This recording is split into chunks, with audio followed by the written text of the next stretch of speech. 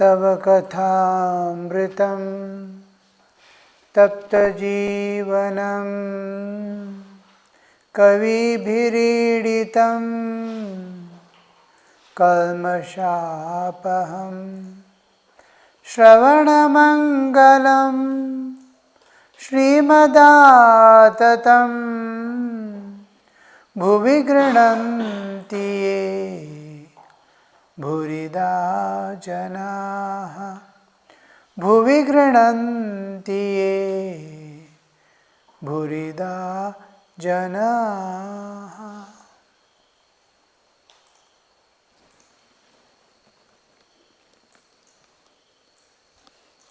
The singing is perhaps coming to an end.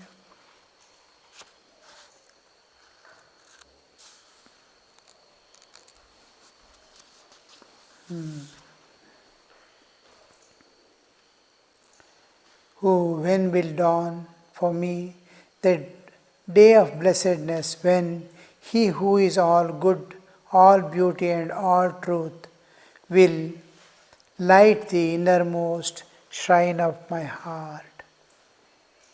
With it the singing ends.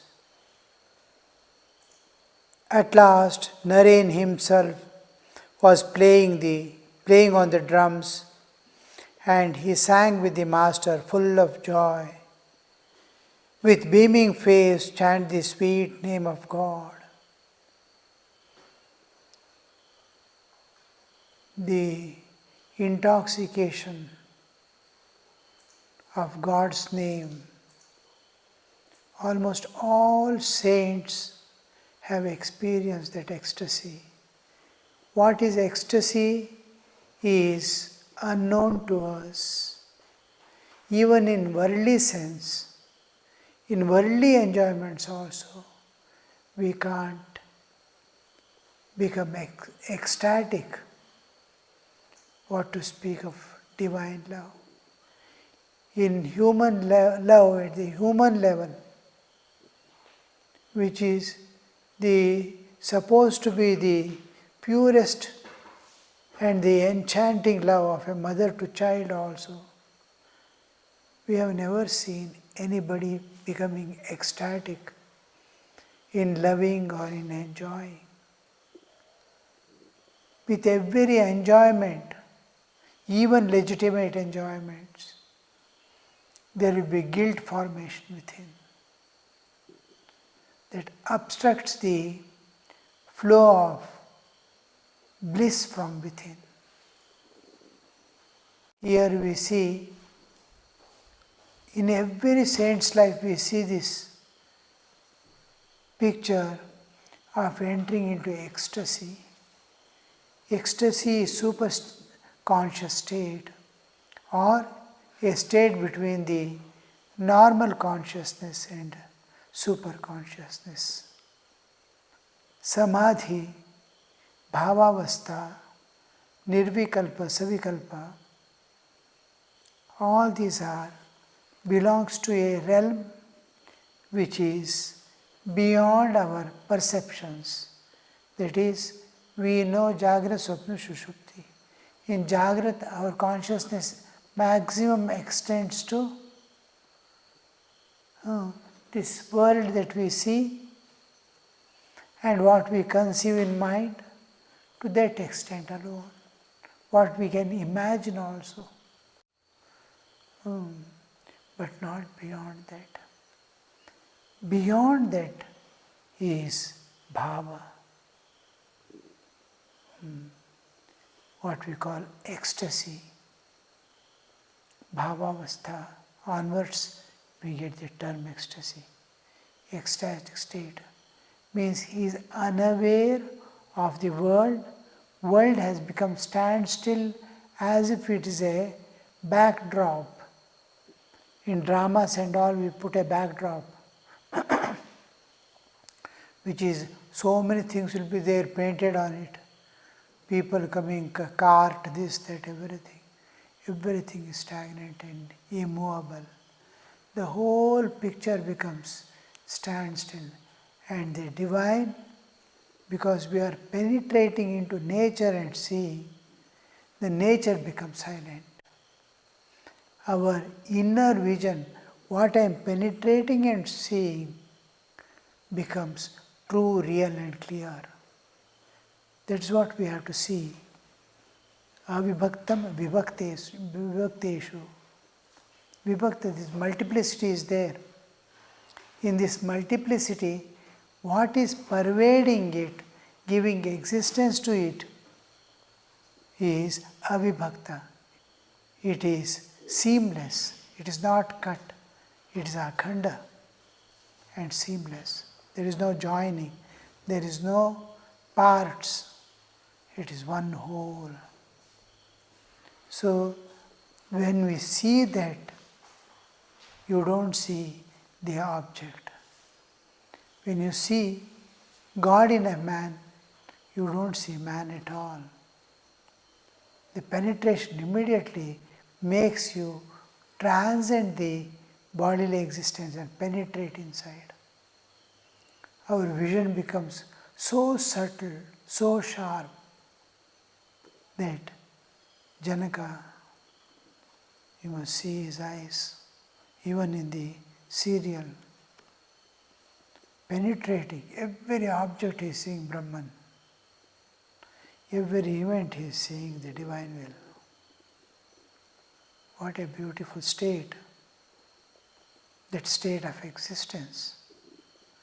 That is almost Nitya Samadhi, Sahaja Samadhi Sthiti. That is, at all times, he is in the Samadhi Sthiti. He is seeing divine and divine alone. No more the world is visible, independent of God. For us, everything is there and everything is independent of God. And we ourselves are independent of God. They don't see anything independent of God. They see God in everything and everything in God. So this is the vision. And whatever, however we can imagine, is within the realm of time and space. Beyond is the ecstatic states. So when we come into ecstatic, now the moment Naren starts singing, he enters into Samadhi Sthiti. He is already lost. Now you see how it will be, the bliss transcendental flows out, because there is no obstruction of any type. For us, there is everywhere there is blockage. It cannot come out. There is nothing to release the inner joy to the outer. Actually, they are experiencing as if they have gone beyond the bodily existence and have reached the innermost, and then from there they are perceiving it. It is not the joy that is coming out and experiencing. It is not mind experiencing the joy. It is not buddhi which is experiencing this joy. The self is experiencing the joy by itself. The transcendental peace may radiate for enjoying the bliss of God. We transcend the bodily existence and go. Peace we radiate, joy we express. Others can see me peaceful, but others cannot see me. All worldly joys are associated with senses, mind and intellect. This is never. The spiritual joys are transcending the senses and mind.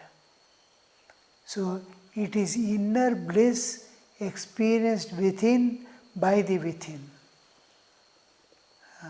But mind understands. Buddhi understands. Oh, I experienced.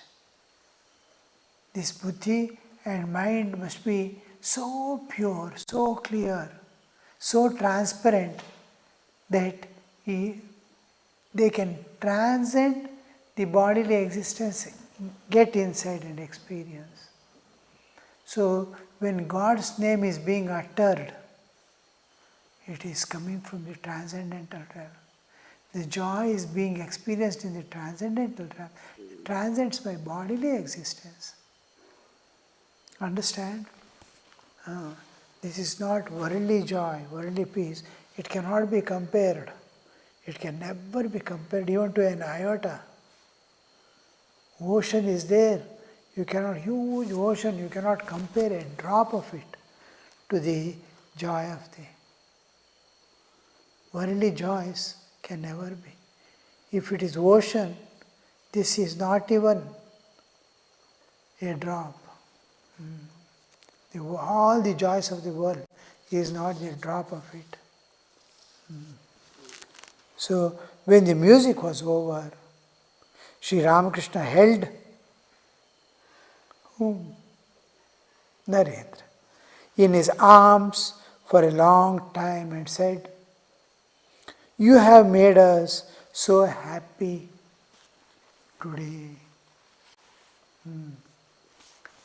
You must enter into that realm and experience at least mentally what it could be." The floodgate of Master's heart was open so wide that night that he could hardly contain himself for joy. It was 8 o'clock in the evening. Intoxicated with divine love, he paced the long veranda north of his room. North of his room.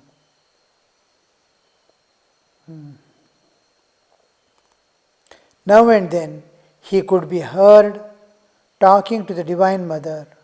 Suddenly he said in an excited voice, "What can you do to me?" Was Master hinting that Maya was helpless before him, since he had the Divine Mother for his support? Now we'll go a little behind.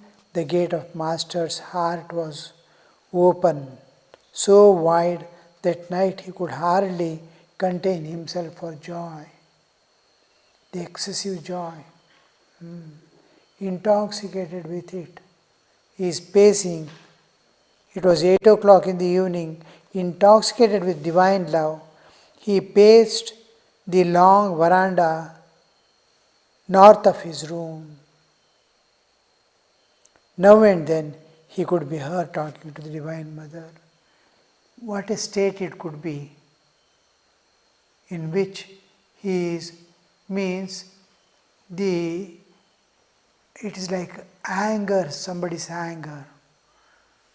It is not coming down, it is not coming down. He is jumping about here, there, something like that. And here it is, he is possessed by the bliss and joy. Like ghost possessing a person, he becomes helpless. He cannot do anything if a ghost possesses. As the ghost makes him dance, jump about, he will be jumping about. The body is possessed by. It is ghost moving, not the body. Person is suppressed in that body, and ghost is occupied. And movements, he is talking in some other language. That ghost alone knows that language, and is moving about. It is not who is talking now, is the ghost, not the body, nor the person. When Sri Ramakrishna is pacing about, it is the joy, it is the ocean of bliss within, the overflowing, wide open, gates are wide open. That joy is making him walk about. It is not coming to rest. and it takes long time to come. Small joys. You see, when we were in training center and all, for Saraswati Puja and all, we used to go to the just neighboring, very next door is Sharda Peeth. We used to go to the Sharda Peeth to see the images, the shrines there, all wooden shrines, beautiful shrines. If you go inside the prayer hall, calm and quiet. Like ancient time, the caves, large caves, how it used to be, like that. In Sharda Peeth itself, each building has got a shrine. Each is an independent. Their food, their stay, everything is separate. There are many branches. Each may be about 50 to 60 boys or 100 boys, I don't know. Will be there. One warden, one assistant warden for them, food, everything. They will have their own shrine. Khandana takes place in many shrines at a time. Khandana. So each shrine we go, entirely different picture. Another picture, another picture. And we'll be charmed to see, and then we'll see the Saraswati images here and there. And then come back. And if you close eyes, you will be seeing shrine and Saraswati's image. How much deep impression it makes, you know. It lingers for many days. It lingers for many days. Anytime if you close your eyes, you'll be seeing the same thing, like a photo. Because we don't have there in the training center any other duty, any other diversion. There will be classes, morning till evening. Our studies, no interaction with others. The students do not have time to spend in talking also. Run from morning till night. So there is no diversion, no distance. Once you get that impression, another impression doesn't come. If in the ashrama, if you talk to 4 people, you'll be seeing everything, every talk with ragadvesha. And one over the other, it gets on imprinting. And every imprint is controlless. It gets stored. Here it is not there. When we are in training center, no diversions, no talks with the Swamis of the same order, except the Acharyas. We are so many people. In the mutt, so many sadhus and brahmacharis are there. We can't talk to them. No interaction, no letters, no phone, no contact with the world. And that mind, when it sees these things, it imprints in such a way, it lingers for 2-3 days, not one going and sitting. If you sit for meditation, one shrine or the other will be witnessing again. Such pure mind and such pure awareness, such pure visions, seeing. And this is what Sri Ramakrishna is experiencing now.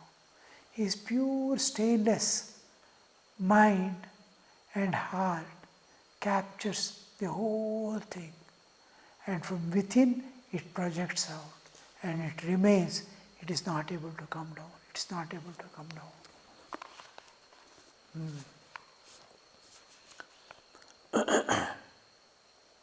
Narendra, Yam and Priya, were going to spend the night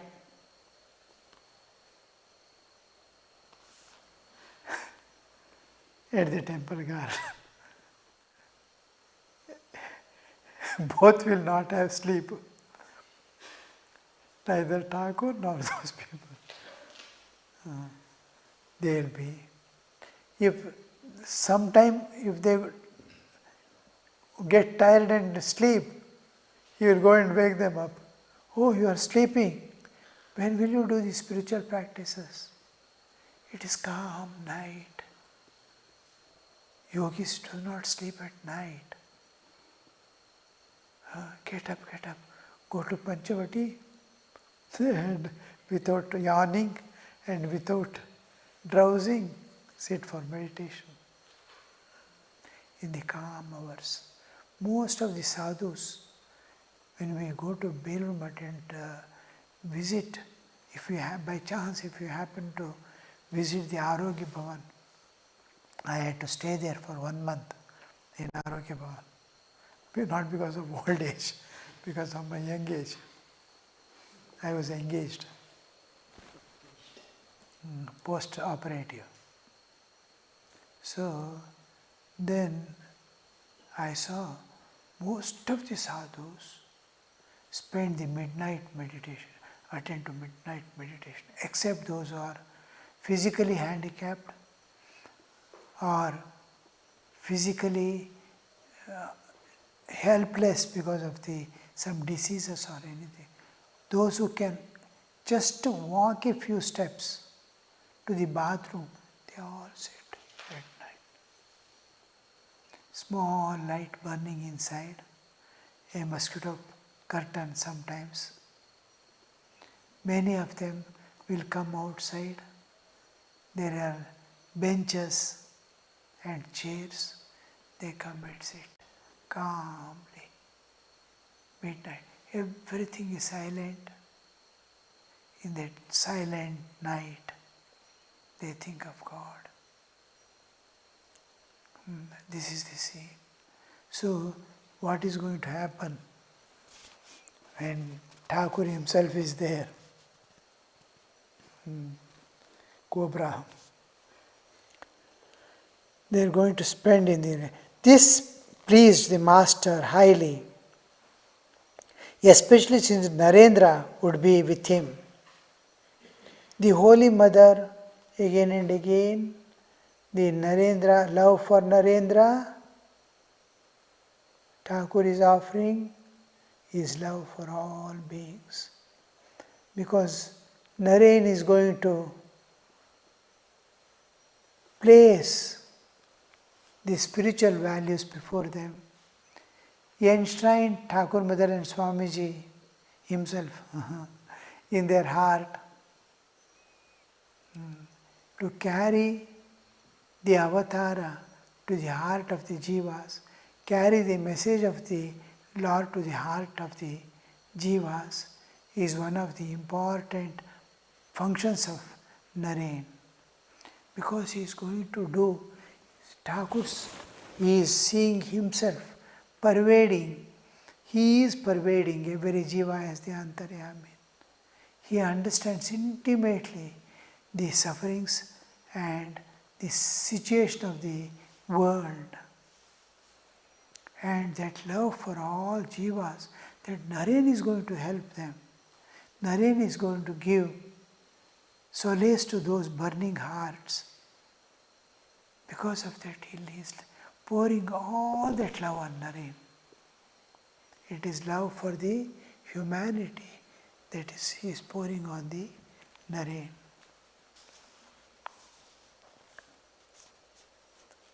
The Holy Mother, who was living in the Nahabat, had prepared the supper. Naren's roti. Surendra bore the greater part of the master's expenses. The meal was ready. The plates were set out on the southeast veranda of the master's room. Surendra bore the greater part. Holy Mother was prepared the supper. You see what a play is going on.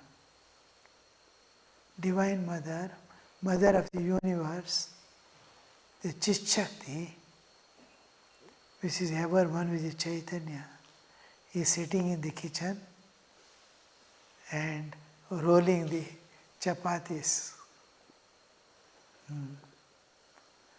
And Thakur is there, next hall, with these children. The Lord of the universe, in human form, how it could be looking, how it is to a knower, one who knows he is God, how he will be able to bear that sight. And one who doesn't know, what would be the state of seeing this way. When Rama had come to this world, only 12 rishis knew that he was incarnation of God. For all other great personality, no Upama, Anupama, and Dasharatha's son. When he walks after Bharata's departure in the forest, the two padukas, also he takes and goes away. When he walks, what a painful sight. Then Sita's parting. All these play, can anybody understand? If rishis also, who have known that he is avatara, what would be their understanding and why does it happen? And here the saints sing the glory of God as the most compassionate. God is merciful, this, that and all. What all epithets we can add to Him, we add because of this. They take up the human birth, put on all the limitations of a human body, strive, struggle, undergo all the thing that an ordinary jiva undergoes, including diseases, problems, family problems, and all, facing all that, just to make the jiva reach back his source, re-establish dharma in the society. So the whole play is going on here. Holy Mother doing supper, preparing supper, all things. Somebody will go and bring now. Night they will sit for food. I don't know where they are going to, northern veranda or inside, or in the moonlit night, on the bank of Ganga, somewhere they sit and have their food. So this is how the whole picture goes on. Those who know, know. Those who don't know. Yah pashyati, sa pashyati. Those who don't know. But this is Leela Chintan, Leela thinking, makes you slowly develop love of God and intimacy. As you go on contemplating, thinking again and again on the particular incident, you slowly gain a momentum by which you are slowly leaning over God as if an experience. Om Shanti. Shanti Shanti. Harihi Om Tat Sat. Shri Ramakrishna Arpanamastu.